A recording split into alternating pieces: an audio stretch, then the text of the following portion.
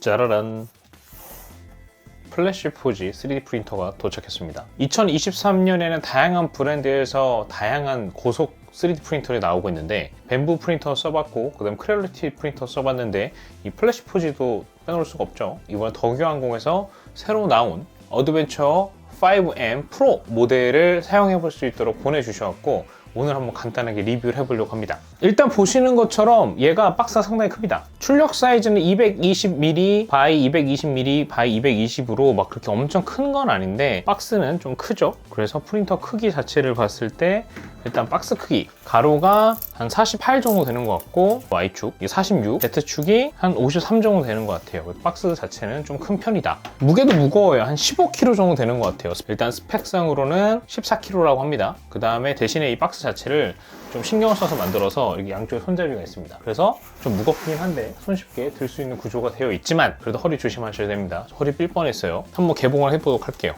짠. 자, 이렇게 해서 박스를 열면 일단 눈에 띄는 것 중에 하나는 노즐이 이렇게 있습니다. 노즐이 딱 들어있고, 얘는 0.8mm 노즐이네. 노즐이 되게 크다. 얘 0.25 노즐. 이거 노즐이 상당히 큽니다. 그 다음에 확실히 교체가 좀 편하게 되어 있다 보니까 노즐이 상당히 잘 만들어져 있는 느낌입니다. 네, 근데 좀 커요. 그리고 매뉴얼이랑 USB 메모리가 들어있고, 그 다음부터는 바로 본품인 것 같은데 위에를 한번 걷어내고 꺼내보도록 하겠습니다. 손잡이가 따로 없는데 여기 안을 뭐 꺼낼 수 있는 구조가 아니라서 이 박스를 좀 뜯어야지 제대로 뺄 수 있을 것 같은데, 나중에 AS를 또 하려면 박스를 버리면 안 되거든요. 이 박스가 좀 크면 이 박스를 꺼내는 것도 좀 고려를 해서 만들어주면 좋은데 그런 부분은 좀 없는 것 같습니다. 자, 비닐을 좀 벗겨볼게요. 지금 보시는 것처럼 약간 외면은 약간 플라스틱 바디로 좀 되어 있는 것 같고, 내부만 쇠로 되어 있는 것 같은데 장난감 같기도 하고요. 이게 플라스틱 마감으로 되어 있다 보니까 그렇게 뭐 고급진 느낌은 일단 안 듭니다. 사진으로 봤을 때는 디자인이 상당히 이쁘게 나와서 야, 이거 좀 고급지게 생겼는데 생각을 했는데, 이게 약간 플라스틱 마감으로 되어 있다 보니까 그런 느낌은 좀 안 드네요. 포장을 좀 다 벗겨보도록 할게요. 위에서 좀 보여드리면 지금 보시는 것처럼 이렇게 촘촘하게 구성이 되어 있는데, 요거를 어떻게 이것부터 빼야 되는구나. 요거를 일단 빼고, 그리고 일단 이렇게 샘플 필라멘트를 주고요. 샘플 필라멘트 색상이 좀 특이하다. 네, 좀 색상이 특이한 샘플 필라멘트를 주고, 번트 티타늄? 특이한데? 요거에는 전원 케이블, 그리고 만들었고, 여기에 아마 툴박스겠죠? 네, 이걸 좀 다 제거하고 계속 꺼내보도록 하겠습니다. 자, 이거를 어휴, 크다 이게. 열어보면 니퍼, 그 다음에 글루, 네, 딱풀 주죠. 딱풀은 좀 이쁘게 생겼네. 마음에 드는데 이런 거 상당히 좋습니다. 그리고 노즐을 또 줘? 핫핸들을 3개 주는 거네. 얘는 0.6, 0.25, 0.6, 0.8 기본 탑재되는 건 몇이 들어있는 거야 그러면? 그 다음에 요건 뭔진 모르겠는데 뭐 이런 게 주고요. 거치대 전용이에요. 쇠 거치대 들어있고, 거치대? 그 다음에 요인 특이하게 그리스를 이렇게 비닐팩에 줍니다. 이거 어떻게 쓰라고. 그리고 나사가 이렇게 들어있고요. 나사. 공구들 이렇게 들어있는데, 육각 렌치랑 그 다음에 구멍 뚫을 때 쓰는 거 뭐라 부르는지 모르겠는데, 네, 십자 드라이버를 하나 주네요. 십자 드라이버. 그리고는 없습니다. 외관을 좀 살펴볼게요. 외관을 봐야지. 여기는 이제 전면부라서 이렇게 나와서 베드가 나오고, 내부에는 사이드 팬이 있고요. 코어 XYZ 구조라서 Z축을 올려주는 봉이 이렇게 삼각형 형태로 있고, 옆면에는 과연 뭐가 있을까? 옆면에는 딱히 뭐가 없고, 뒷면을 보면 여기에 이거 좀 괜찮다. 이게 뭐냐면 이게 벨트 텐션 조정하는 것 같은데, K1 같은 이게 안에 있어서 조정이 힘들었거든요. 얘는 외부에 이렇게 있어서 이걸 조여주는 건 그렇게 어렵지 않을 것 같고, 여기에 나사를 꼽는 데가 있는데 아마도 이게 요건 것 같아요. 이렇게. 그래서 이건 아마도 필라멘트 거치된 것 같다. 그래서 얘도 K1 프린터처럼 필라멘트를 후면에다 거치하는 구조고요. 맞는 것 같죠? 전원 케이블, 랜, 파워, 그 다음에 뭔가 내부 흡기 배기를 할 수 있는 뭐 펜 같은 구멍이 있는 것 같아요. 네, 뒷부분 이렇게 쇠로 되어 있고, 아래도 한번 봐볼까요? 아래를 보면은 벨트가 있네요. 근데 이 벨트가 상당히 느슨한데? 이래도 되나? 이게 뭘 위한 용도의 벨트인지 잘 모르겠습니다. 근데 이건 상당히 느슨해요. 뭐 용도가 있겠죠. 이거 말고는 하단 부분 딱히 보이는 게 없는 것 같고, 여기 뭐가 있습니다. 이게 아마 이 벨트 텐션을 조정한 장치인 것 같은데 네, 이걸로 조정이 가능한 것 같습니다. 이건 좀 돌려보면서 혹시 이슈가 있을 때 좀 알아보도록 할게요. 자, 그래서 한번 내부를 좀 살펴보면 여기 이제 헤드부가 있고요. 헤드부, 펜 부분이 있고 노즐을 삽입할 수 있는 부분이 있고 테프론 튜브로 해서 이렇게 낄 수 있는 구조입니다. 이렇게. 그 다음에 체인이 있어서 이렇게 해서 튜브랑 전원 케이블이라고 해야 되나? 데이터 케이블이 이동할 수 있는 부분이고, 사실 K1을 갖고 놀면서 이거에 대해서 좀 생각을 많이 해봤는데 이게 상당히 중요합니다. 왜냐면 사실 직결력이라서 위로 가서 쓸 수도 있잖아요. 근데 고속 시에는 여기서 발생하는 이 장력? 텐션 때문에 진동이 좀 영향을 받더라고요. 그래서 이렇게 가로 형태로 고정을 시켜 놓는 게 움직임을 구동할 때 상대적으로 덜 걸리적거려 상당히 좋더라고요. 다만 K1 같은 경우는 이 체인 자체가 본체를 치는 이슈가 있었는데 이 어드벤처 5M 프로 같은 경우는 그런 이슈들 고려해서 그런지 홈을 파놨습니다. 생각보다 스마트한 선택이죠. 그래서 체인이 본체를 치는 이슈는 안 생길 것 같고요. X축은 이렇게 봉 타입으로 두 개가 되어 있는 거는 K1 프린터랑 상당히 유사한 것 같고, 그 다음에 Y축도 봉 타입으로 되어 있고요. 그 벨트, 장력을 체크할 수 있게 하는 그 부분이 있는 것 같고, 장력 자체는 약간 느슨하게 되어 있는 것 같아요. 약간 좀 더 잡아줘도 좋지 않을까. 그리고 아래로 내려와서 보면 일단 베드부가 이렇게 있고, 베드는 텍스처 베드, 이렇게 휘는 텍스처 베드 형태로 되어 있고, 고정을 딱 시킬 수 있도록 이렇게 모서리 부분에 구조가 있는 형태입니다. 이런 것도 처음 보네요. 여기 케이블이 이렇게 들어가는 부분이 있고, 여기 환기 필터, 내부 환기 필터를 할 수 있게 하는 부분들이 있어서 이것도 좀 마음에 드네요. 괜찮은 것 같습니다. 이게 은근히 PLA에만 뽑아도 냄새 많이 나거든요. 근데 이쪽이 있어서 이 외부로 뺄 수 있는 것 같고, 그 다음에 고속 출력 시에 쿨링을 위한 사이드팬이 고정이 되어 있는데, 이게 사실은 또 K1 같은 경우는 이게 아크릴 바디에 붙어 있다 보니까 좀 많이 흔들려요. 근데 얘도 이 플라스틱 바디라서 흔들리긴 합니다. 근데 그것보다는 좀 고정력이 좋은 것 같고요. 약간 진동 이슈를 줄여주지 않을까, 이렇게 생각이 듭니다. 그리고 여기 보면은 K1 프린터처럼 여기 4개네요. 3개가 아니고 이거를 고정하는 부분이 있겠죠. 이걸 풀어주고 사용하는 것 같습니다. 한번 풀어주고 전원을 넣고 사용해 보도록 할게요. 자, 이걸 다 제거했고 이제 한번 전원을 넣고 초기 가동을 해보도록 하겠습니다. 이게 파워코드 각도가 있다 보니까 완전히 벽면에 붙일 수는 없고 약간 좀 벽에서 떨어뜨려 놓고 써야 되는 게 맞는 것 같아요. 자, 전원을 꼽았습니다. 한번 전원을 켜보도록 할게요. 전원을 다시 넣어볼게요. 짠! 전원을 꼽는 것만으로도 뭔가 우웅 소리가 나긴 나는데 실제로 구동시키기 위해서는 또 별도의 전원 버튼을 꼭 눌러야 되는 것 같습니다. 오, 뭐야, 쿠쿠 밥솥이야? 쿠쿠 하세, 약간 그런 음악이 드는데 삐삐리 삐삐 약간 이런 노래가 들리고요. 깜짝 놀랐습니다. 여기 보시면 한국인이 있습니다. 한국인. 자, 한국인 터치, 다음 터치 되고요. 장비 내부에 포장재 모두 제거되었는지 확인하고, 나사 4개 제거했는지 확인하고, 보정을 시작하기 전에 히팅 베드가 잠금 해제되는지 확인하라고 되어 있고 다 했죠. 그 다음에 다음, 올라간다. 지금 베드가 올라가고 있습니다. 어디까지 올라가는 거야? 헤드가 지금 움직이고, 약간 좀 낮춰서 찍어 볼게요. 지금 베드 조정을 위한 단계고, 현재는 레벨링을 하기 전에 노즐 온도 자체를 올리고 있습니다. 지금 230도까지 기본 세팅이 되어 있는 것 같고, 현재 119도, 125도. 일단 초기 부팅과 그 다음에 이 세팅을 위해서 들어가는 진입 속도 자체는 빠른 것 같아요. 시간이 그렇게 오래 걸리지 않습니다. 이게 은근히 플래그십 모델이랑 저가형 모델이 좀 차이가 크긴 하거든요. 부팅 시간 오래 걸린다든지 아니면 초기 세팅을 위한 대기 시간이 길다든지 하는 것이 초기 사용자분들은 꽤나 불편할 수 있는데, 이건 속도가 상당히 빨라서 괜찮은 것 같아요. 네, 그리고 지금 뭔가 움직임이 있죠. 지금 보시면 이렇게 해서 헤드가 살짝 움직였다 지금 멈췄는데, 현재는 다시 쿨링을 진행하고 있고요. 지금 이제 오토 레벨링을 시작하고 있습니다. 좋은 것 중에 하나가 이게 최초에 세팅을 하는 데까지 얼마나 걸리는지를 이렇게 직관적으로 보여주는 거 좋습니다. 6분 21초가 남았다는데, 이게 우리가 3D 프린터 자체가 쉽고 편해지면서 이런 UX적 고민이 있고 없고가 결국 사용자에 있어서, 특히 초기 사용자들이 진입을 할 때 편리한지 아닌지를 가늠할 수 있는 척도인데, 확실히 플래시포즈가 이런 걸 좀 많이 신경 썼다는 부분이 많이 생각이 듭니다. 무엇보다 이렇게 한글로 되어 있던 것 자체가 상당히 마음에 듭니다. 자, 그 다음에 이제 진동 소리가 나는 거 봐서는 아마도 진동 보정을 위한 캘리브레이션이 진행한 것 같아요. 우리가 클리퍼에서 인풋 쉐이핑이라고 하죠.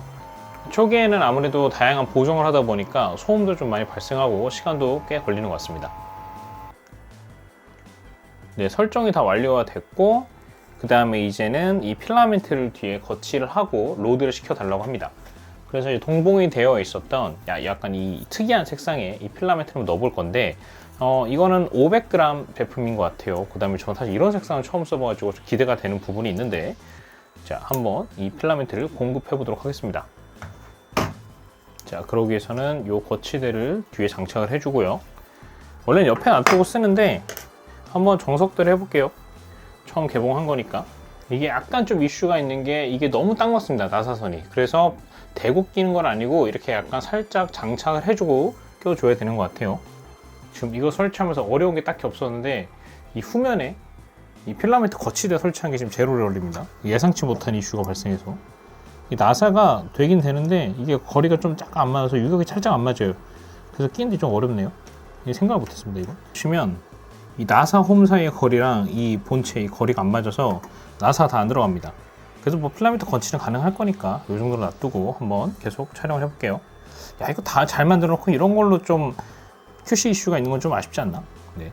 자, 그래서 이제 거치대를 이용해서 껴볼 건데 이 케이블 자체의 각도가 좀 있죠? 보시면 케이블의 각도 위로 이렇게 올라가 있습니다. 위로 있기 때문에 그걸 고려해서 필라멘트 공급이 잘 되도록 넣어줘야 될 것 같아요. 필라멘트를 약간 사선으로 잘라주고 그래야지 원활한 공급이 가능하죠. 이렇게 해서 잘라주고, 거치대에 안 맞는 건 이상하네, 아무리 생각해도.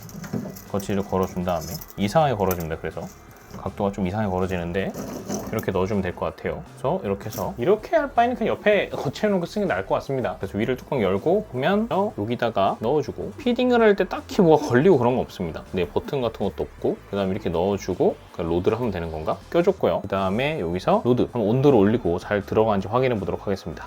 일단 이 챔버형 자체가 갖고 있는 차음 자체는 괜찮은 것 같아요. 네, 이 뚜껑을 닫는 것만으로도 상당히 조용해지는 부분이 있는 것 같습니다. 네, 지금 보시는 것처럼 피딩이 잘 돼서 아마 처음에는 샘플용으로 이렇게 붉은색 들어있었던 것 같고, 제가 넣은 약간 프로딩딩한 필라멘트가 잘 공급돼서 나오고 있는 것을 보실 수 있습니다. 기본으로 0.4mm가 장치가 되어 있군요.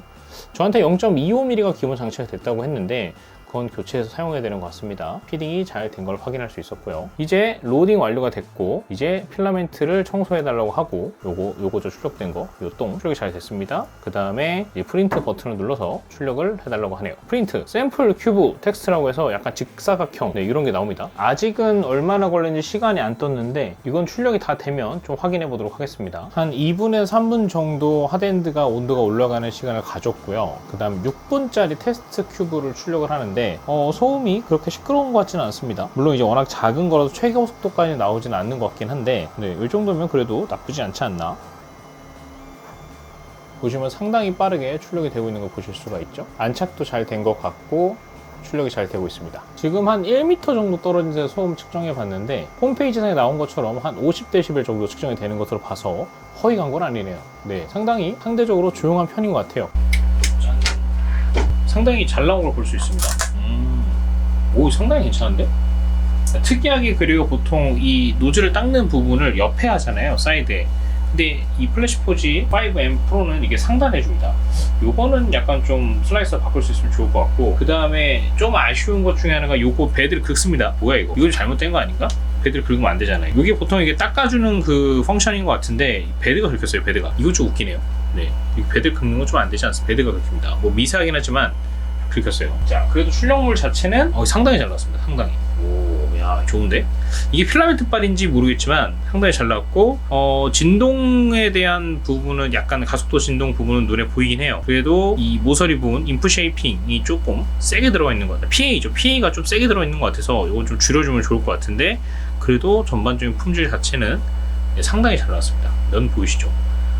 이 정도면 상당히 훌륭한데, 개인적으로는 밴부에 비빌만한 것 같습니다. 자, 그럼 제일 중요한 거는 기본으로 되어 있는 데이터 말고 그 벤치 데이터를 뽑아봐야 되잖아요. 얘를 네트워크 프린팅 연결을 해야 되니까 설정을 좀 살펴보면 여기 홈 버튼이고, 온도를 표현해주는 건 인포메이션 부분이 있고, 그 다음에 여기를 레벨링? 이건 출력 부분이에요. 출력 데이터들이 기본적으로 들어있는 것들이 있고, 벤치가 있는데 14분 만에 뽑힌대요. 오, 14분? 너무 빠른 거 아니야? 오, 그래?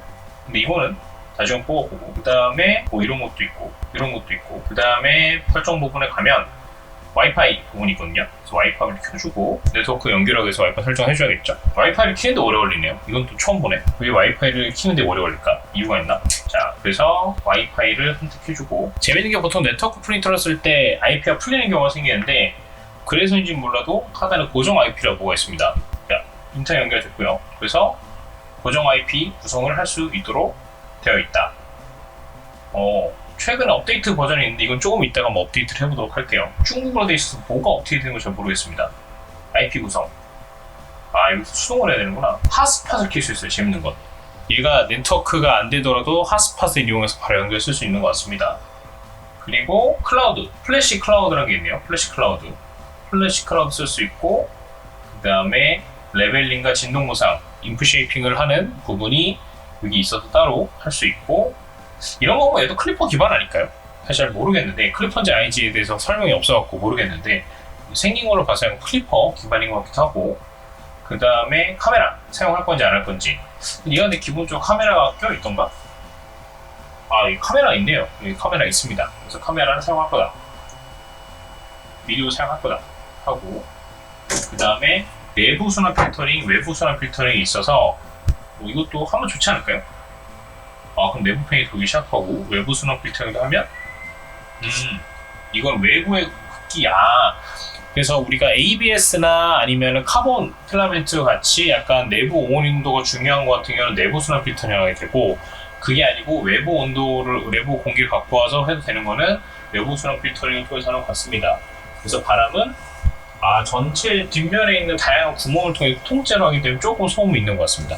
이것도 약간 개조해주면 더 좋아질 것 같기도 하고, 그 다음에 정보 부분을 보면은 이름, 카피로고, 장치 언어하기, 공장 초기화, 허가증, AS 지원 이런 것도 있고, 필라멘트 감지기 뭐 꺼져 있습니다. 켜주고, 그 다음에 소리는 띠리는 이런 거 같고, 업데이트는 2.37 버전인데 아까 업데이트 뜬 거 봐서는 아마 업데이트가 있겠죠. 이건 나중에 업데이트 한번 해보도록 할게요. 그리고 같이 해볼까? 업데이트를 하고 저는 이제 네트워크로 플래시4G 프린터 연결을 해서 여기 기본 들어있는 벤치 배가 아니고 우리가 그냥 싱거버스 같은 데서 다운받아 쓸 수 있는 벤치 배 데이터를 만들어서 한번 출력을 해보도록 하겠습니다. 업데이터 벌써 4됐네? 이것도 빠르네. 와이파이 느린데 업데이트가 상당히 빠릅니다. 자, 프린터를 다시 시작하라는데 어떻게 하라고? 버튼을 껐다가 끄고, 바로 또 자동 시작하진 않고 전원을 켜서 다시 수동으로 시작해줘야 되는 것 같습니다. 저는 이제 벤치베이 데이터를 슬라이싱을 해서 한번 만들고 출력을 해보도록 할게요. 출력을 하다 좀 이상한 현상을 발견했는데 약간 삐리삐리뽀 하는 약간 이런 소리가 나면서 새로운 걸 출력을 하는 도중에 이 프린터가 좀 멈춰버리고요. 자세히 보시면은 이 출력물이 상당히 이상하게 세워져 나와 있는 걸 볼 수가 있습니다. 지금 되게 압출이 좀 많이 세워져 있는 나와 있는 형상이고, 이렇게, 그쵸? 이렇게 약간 삐리삐리뽀 하는 소리와 함께 이렇게 흘러내린 다음에 이 프린터가 멈춰버린 다음에 먹통이 되더라고요. 그 다음에 인쇄치오 상태에서 계속 대기를 하는데 제가 계속 기다려봐도 해결이 안 돼갖고 이때는 강제로 전원을 내려서 재부팅하는 방법밖에 없는데 이거는 좀 버그인 것 같습니다. 그래서 이런 것들 좀 차후적으로 좀 고쳐줘야 될 것 같다는 생각이 듭니다. 네, 오늘 하루 동안 여러 가지 출력을 좀 해봤는데요. 기대 이상의 결과였습니다. 한번 좀 살펴보도록 할게요. 가장 먼저 출력했던 이 벤치 배 자체는 지금 보시는 것처럼 너무 잘 나왔습니다. 너무 잘 나왔는데 지금 이 기본으로 포함되어 있었던 이 PLA 자체가 약간 면을 좀 가려주는 효과가 좀 있죠. 근데도 자세히 보시면 상당히 잘 나온 걸 확인할 수가 있습니다. 그래서 제가 가지고 있었던 크레얼리티 하이퍼 PLA 중에서 이 회색이 약간 품질 불량이라서 표면 면이 상당히 좀 안 나오는 게 있었는데 이걸 한번 좀 뽑아봤습니다. 먼저 이 프린터에 벤치 배 데이터가 하나 있는데 무려 14분이더라고요. 14분? 너무 빠른 거 아니야 해서 뽑아봤는데 얼핏 보면 상당히 잘 나왔어요. 그래서 괜찮은데 라고 생각하는데 자세히 보시면 약간 좀 다르죠. 네, 우리가 흔히 쓰는 3D 벤치 배 데이터가 아니고 자신들이 직접 약간 모디피케이션을 만든 배 데이터입니다. 그래서 약간 출력이 어려운 부분들을 쏙 빼놨습니다. 속으시면 안 돼요. 이렇게 14분에 나오는 게 우리가 쓰는 그 벤치베이 데이터가 아닙니다. 저도 깜빡 속았는데 약간 뒤에 타워 같은 것도 있고 보시면 이런 데 튀어나온 요소들이 없습니다. 그래서 14분에 나올 수 있다고는 하지만 그래도 상당히 빨리 나왔죠. 그래서 제가 이제 그 플래시 에어라고 하는 플래시 프린트 5라고 하는 전용 슬라이스 프로그램을 통해서 슬라이싱을 해본 데이터인데 이거 24분 걸렸습니다. 24분. 0.2 헤이트로 해서 24분. 기본 설정을 뽑은 거예요. 근데 상당히 잘 나왔죠. 크레올리티 K1이나 아니면 벤부 프린터나 이 벤치벨을 기본으로 출력했을 때 37분, 43분 이렇게 걸리는데 24분만 이 정도 나왔어요. 상당히 잘 나왔어요. 상당히 잘 나왔어요. 그래서 좀 놀랐습니다. 이 오버행 부분도 출력이 잘 됐고, 처짐도 괜찮고, 마감도 괜찮고, 아까 말씀드렸다시피 이 하이퍼 PLA가 출력이 좀 어려운, 난이도가 좀 있는 PLA거든요. 원래 하이퍼는 좀 잘 나오는데 이건 좀 제가 불량을 받아가지고 제가 보통 품질 테스트용으로 좀 쓰고 있던 겁니다. 근데 너무 잘 나와서 계속 뽑아봤습니다. 근데 좀 재밌는 거는 보통 이제 K1이나 아니면 벤부 슬라이서와 좀 유사한 오르카 같은 걸로 뽑았을 때 K1은 잘 나오는데 얘는 오르카 슬라이서로 뽑은 데이터인데 34분 걸렸습니다. 34분, 32분. 근데 오히려 플래시포지 전용 슬라이서에 뽑은 것보다 좀 부족하게 나왔어요. 이런 거 보면 플래시포지 프린터는 전용 슬라이서로 뽑는 게 좀 맞는 것 같습니다. 아니면 오르카 슬라이서에 있는 기본 설정이 지금 최신 버전에서는 이 플래시포지 M5, 5M 프로 모델을 고를 수가 있는데 이거에 대한 설정 값이 좀 제대로 된 게 아닌 것 같습니다. 좀 부족한 부분이 있는 것 같아요.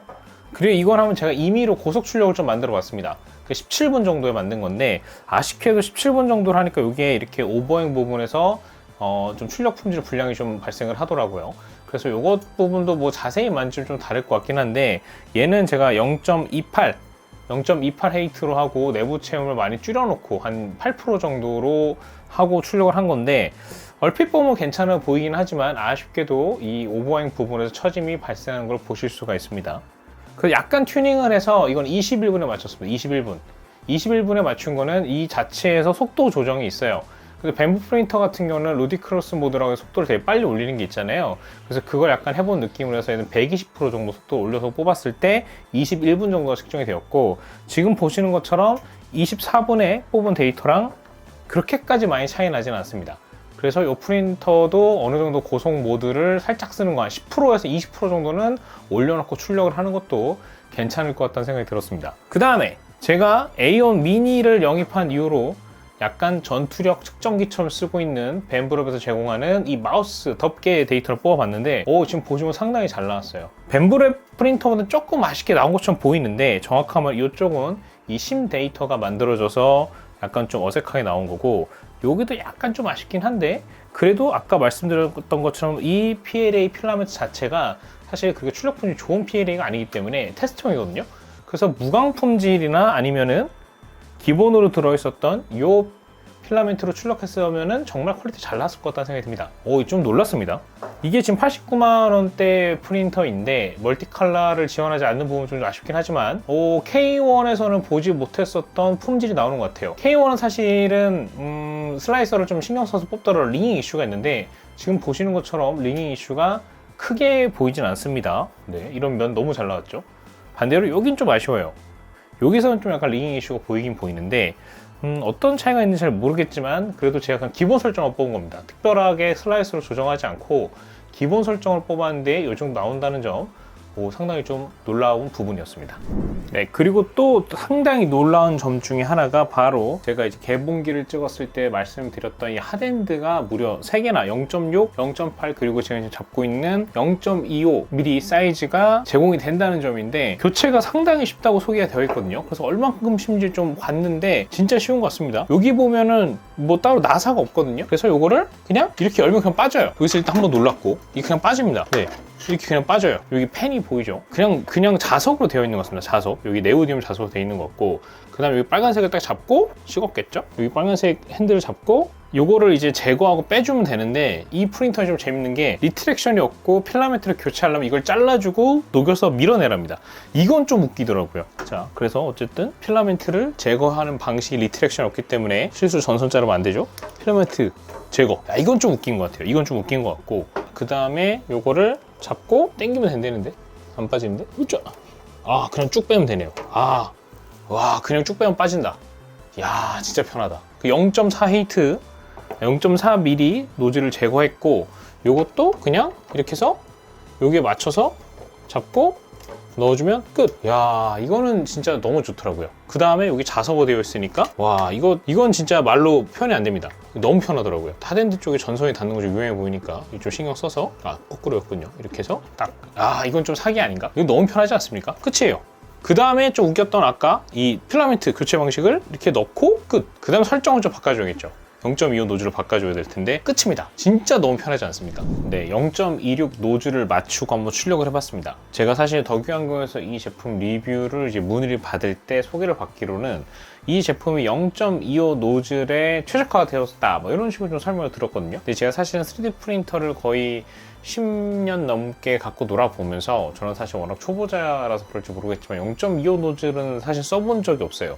0.6 노즐은 써본 적이 있는데 그래서 좀 기대를 했습니다. 과연 어떻게 나왔을까? 그래서 간단하게 교체를 해주고 그 다음에 슬라이서에 설정을 바꿔 출력을 했는데 글쎄요, 이렇게만 봐서는 잘 모르겠습니다. 일단은 상당히 촘촘하게 출력된 건 좀 확인이 되는데 약간 이 처짐도 발생을 하고 기본 노즐에 비해서 좀 상태가 좀 안 좋은 것 같습니다. 근데 그리 좋아 보이지는 않는 것 같아요. 여기 링잉도 되게 갑자기 안 보이는 링잉도 좀 많이 보이고, 제가 0.4 노즐을 맞춰서 그냥 출력을 그냥 했던 건데 약간 추가적인 튜닝이 좀 필요한 건지 이 부분 좀 살펴봐야 될 것 같습니다. 그래서 이것만 봐서는 0.25 노즐 자체는 그렇게 매력적이지 않게 보이는데 나중에 이건 좀 더 공부를 해보고 다시 한번 시도를 해보고요. 0.6 노즐이나 0.8 노즐로도 한번 테스트를 해보도록 하겠습니다. 네, 이상으로 살펴본 플래시포즈의 어드벤처 5M 프로 모델이었는데요. 사실 저는 이 프린터 이렇게까지 괜찮은 줄 몰랐어요. 사실 크게 기대를 안 했었고 약간 비슷한 포지션이라 생각했던 크레얼리티사의 K1 프린터를 처음 만나서 사용을 해봤을 때 너무 고생을 했었기 때문에 그 다음에 그 이후에 이제 벤브레 프린터를 써보면서 상대적으로 와, 이거 너무 편리하다 이런 생각이 들어서 플래시포즈도 약간 크레얼리티랑 비슷한 포지션이라고 저 혼자만 착각을 해서 약간 비슷한 느낌이지 않을까. K1을 처음 썼을 때 고생을 했었던 약간 그런 좀 악몽이 좀 되살아나기도 했었는데 너무 편리하더라고요. 물론 이제 디자인이 좀 투박한 게 좀 아쉽고 그 다음에 아까도 잠깐 얘기했던 리트랙션 자체가 없고 그냥 이 필라멘트 자른다 이런 건 또 진짜 오랜만에 보는 것 같거든요. 12년 전에 FDM 처음 썼을 때 좀 해봤던 그런 것들을 하는 건 좀 신기했고 중간중간 이 전용 슬라이스 프로그램이 좀 부족한 부분이 있어서 슬라이스 프로그램이 잘 나오긴 하는데 네트워크 오류도 좀 발생하고 그 다음에 아까 영상을 잠깐 담았던 이유는 모르겠지만 출력 시에 초기에 실패하는 문제 이런 것들이 생기는 것들이 좀 아쉽긴 합니다. 근데 그걸 떠나서 그냥 기본기 자체는 너무 튼튼한 것 같아요. 그 다음에 저는 개인적으로 요즘 나오고 있는 약간 제2의 전성기를 좀 이끌어가고 있는 고성능, 고속 FDM 프린터들의 필수 항목은 사실은 설치하자마자 사용할 수 있느냐는 생각을 합니다. 왜냐하면 저처럼 예전부터 3D 프린터를 갖고 놀았던 사람들은 사실 기존의 K1이라든지 아니면 뭐 킹룸 프린터 그런 저가형들을 개조해서 노는 것도 좋고 사실 보론 프린터 같은 경우는 한 번쯤 꿈꿔보고 싶은 DIY 제품이기도 하거든요. 하지만 최근에 나왔던 벤브 프린터의 결과물을 보고 아니면은 약간 좀 소규모 가공을 하고 싶은 디자이너분들이 쓰시기에는 결국 설치를 하고 버튼을 눌렀을 때 나오는 프린터가 좋은 프린터가 될 텐데 3D 프린터를 갖고 놀으셨던 메이커가 아니고 디자이너분들 그 다음에 신규 메이커들이 쓸 때는 이 기대를 못했던 플래시포즈의 어드벤처 5M 프로는 그냥 설치하고 누르는 것만도 어느 정도 나오는 것 같아요. 물론 이것도 아까 제가 보여드렸던 버그들이 있기 때문에 경험이 없거나 사실은 처음 FDM 프린터를 써보신 분들은 좀 치명적일 수 있겠다는 생각이 들긴 하거든요.